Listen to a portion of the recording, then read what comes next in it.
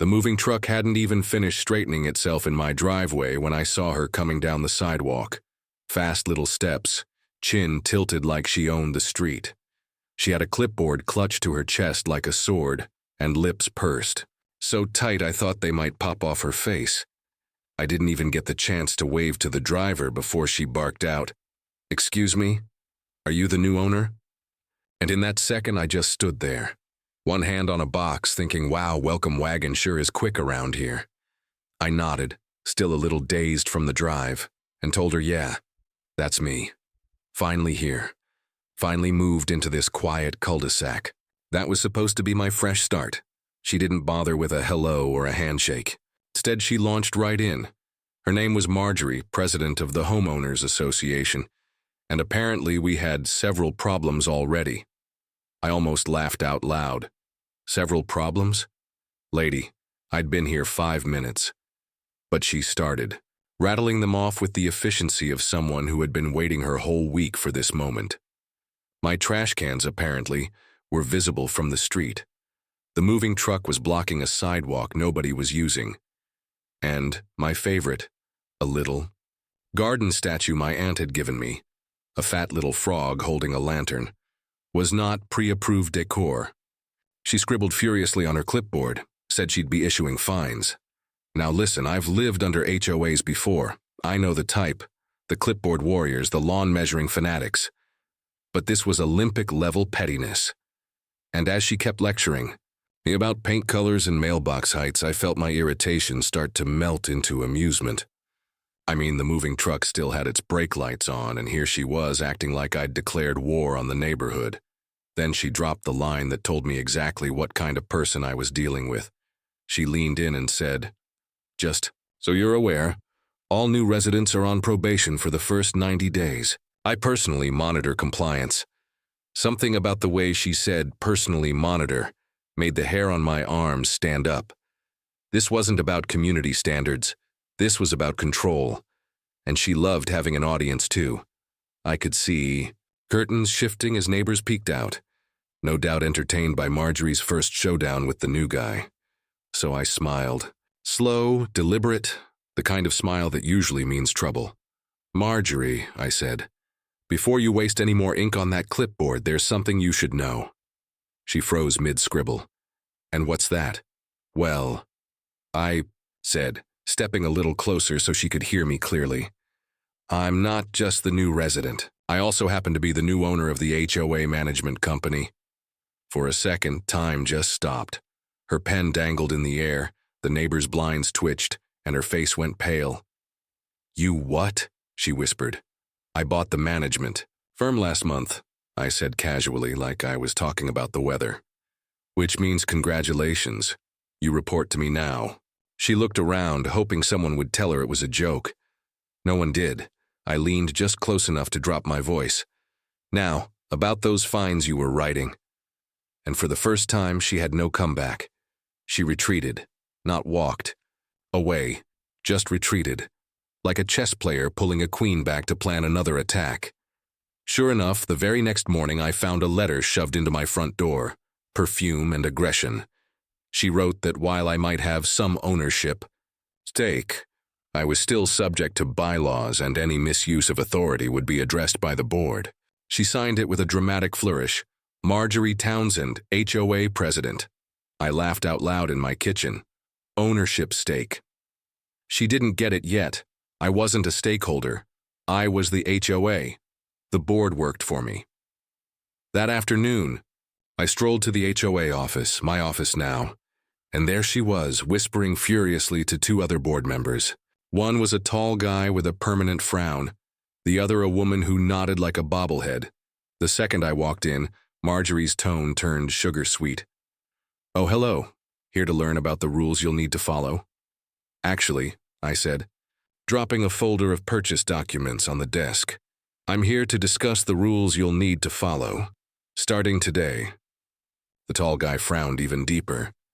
"And who exactly are you to—" I cut him off, opening the folder wide. "The new owner and executive director, which means I'm restructuring this board." Marjorie's jaw clenched. "You can't just—" "I can," I said evenly. And I will. From now on, fines require my written approval. The bobblehead blinked fast. But that's never how we've done things. Exactly, I told her. That's why the residents hate you, Marjorie. Slammed her clipboard so hard on the desk the pen jumped. This community thrives on order. Without strict enforcement, we'll have chaos. Order is fine, I replied calmly. Control isn't. There's a difference. Her eyes narrowed to slits. You think you can change everything overnight? I don't think, I said, leaning just close enough. I know. She stormed out, muttering about mobilizing the neighborhood. And oh boy, she wasn't bluffing. 3 days later, at 5 a.m, I found a notice under my door. Emergency HOA meeting. Bold red letters. Addressing threats to our community. Guess who the threat was supposed to be? That evening, the community hall was packed. Every chair full, neighbors buzzing like a courtroom before trial. Marjorie stood at the front like a general rallying her troops, microphone in one hand, clipboard in the other. Friends, she said, stretching the word like taffy. As many of you know, our HOA has always been run with fairness and order. But now, our community is at risk. Certain individuals are trying to strip away our protections. Protections? I cut in from the aisle. You mean fines for mailbox paint or towing cars that are 2 inches over the line? Murmurs rippled. Some neighbors stared at the floor.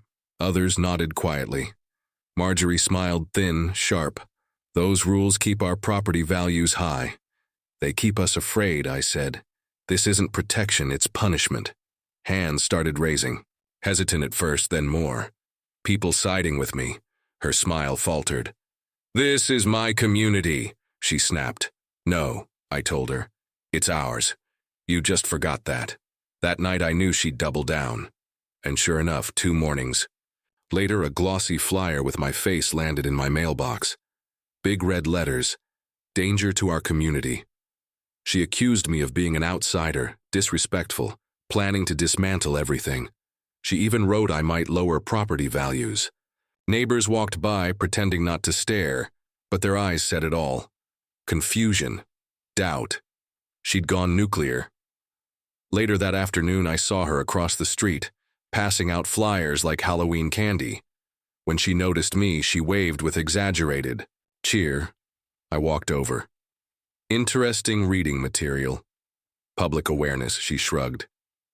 People deserve to know what kind of leadership they're dealing with. You realize this is slander.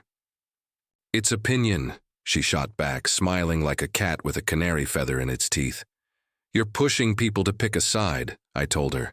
They'll pick me, she said confidently. I've been here 20 years. You're just the new guy with a title.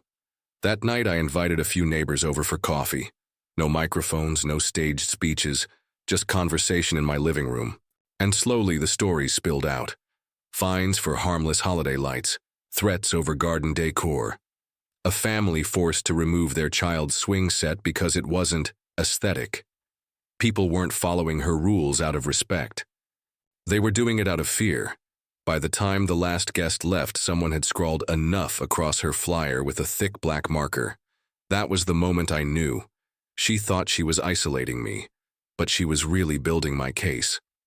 The morning after, I walked into the HOA office with a folder so thick it bent.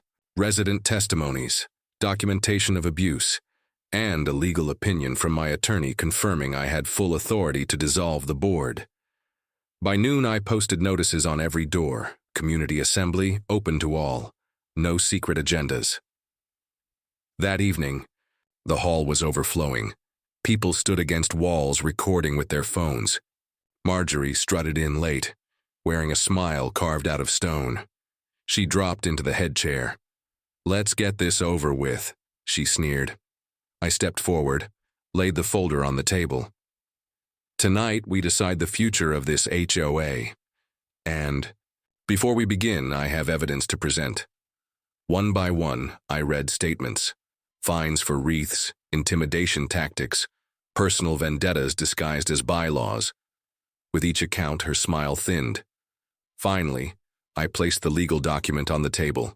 As the HOA's sole owner, I hereby dissolve this board effective immediately. All fines from the past year will be reviewed and refunded.